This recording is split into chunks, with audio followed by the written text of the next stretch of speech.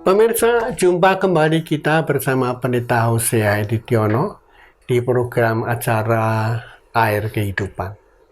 Judul Air Kehidupan hari ini adalah Kehendak Tuhan Pasti yang Terbaik.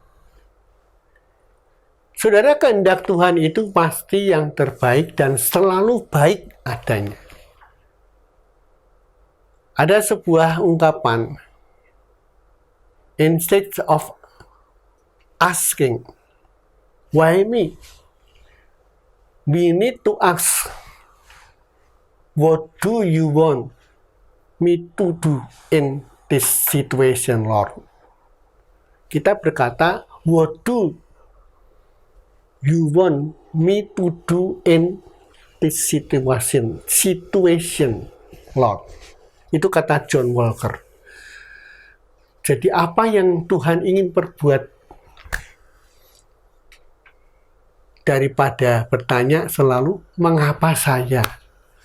Kita perlu bertanya, apa yang Engkau ingin saya lakukan, Tuhan, dalam kehidupan, dalam situasi ini, Tuhan.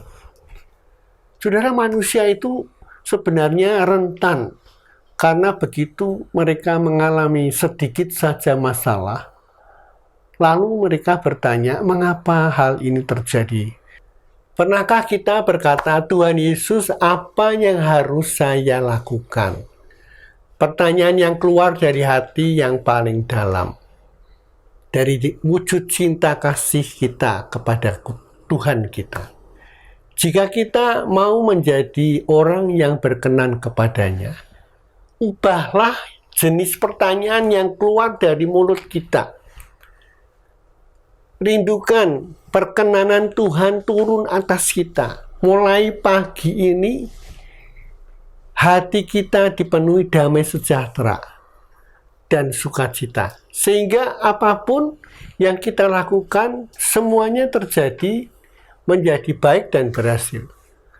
Hidup ini di dalam Tuhan bukan hanya mendengar, tetapi mengalami dan melakukan. Jika kita hidup hanya mengerti tetapi tidak mengalami, itu suatu kerugian yang sangat besar. Contohnya misalnya, makanan di tempat ini enak, tetapi kita tidak pernah merasakan makanan itu. Jadi untuk apa? Untuk menikmati makanan yang enak itu, ada harga yang harus dibayar. Begitu juga dengan mengikut Tuhan. Ada harga yang harus dibayar. Saat kita mengalami pengalaman dengan Tuhan, kita pasti melihat kemuliaannya. Kita akan tahu bahwa tidak sebanding dengan yang kita terima. Apa yang kita bayar itu tidak sebanding dengan apa yang kita terima. Ikutilah Tuhan dengan apapun kondisi kita saat ini. Maka Tuhan akan membawa kita ini semakin baik mengalami kemuliaannya. There are always uncertainties ahead.